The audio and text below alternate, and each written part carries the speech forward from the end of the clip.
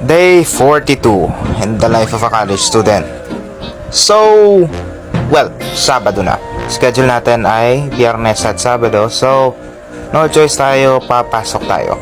Mabuti na nakaputi tayo ngayon. Grabe. Napakahirap mag-basketball nung nakaitim. Yung init na init ka pa, tapos nakaitim ka, di lalong mainit. Grabe yun. Kaya maganda, PE natin na uniform, puti.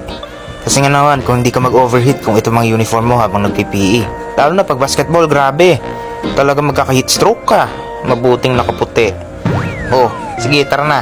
Mag-hiking na tayo. Second floor, 3 buildings away. Grabe, calves ko talaga umiiyak kanina. Talagang sa pagbabasketball na yan, iiyak ang katawan mo. Okay. Now, eto na yung ating classroom. Sabi ko naman, 2 buildings away. Hindi, 3 buildings away, second floor. Ito. Kaunti pa kami kasi medyo maaga pa.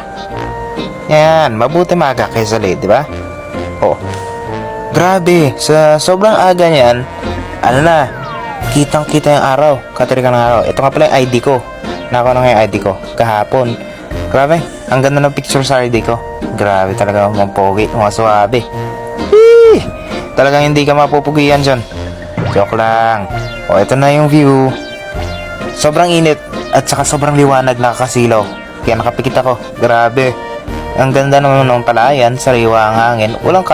Walang magrereklamo sa hangin dyan kasi dahil nga naman sariwa. Walang magrereklamo doon. O. Pagkatapos naman yan, wala. Kakaunti pa kami. Maaga pa. Wala kami magagawa. Maghihintay lang kami. Talaga naman, maghihintay.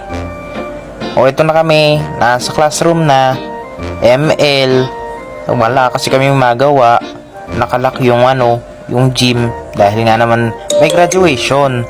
May graduation kasi na mangyayari kaya hindi kami makapag-basketball. O. Pagkatapos naman nun, wala. Nag-discuss lang kami. Hindi kami nakapag-basketball. Gawa nga naman may graduation. Ano ba naman gagawin namin? Ano ba? Pag-a-adjustin namin yung mga graduate. Di naman magandang ugali yun. O basta, math class. Eto, ginawa namin sa math. Activity lang yan, konti lang, 1 to 15. Maganda, answers lang ang hiningi. Hindi copy and answer. Grabe, ang haba ng tanong dyan. Grabe, talagang yan lang naman yung ginawa namin today. Oh, yan na.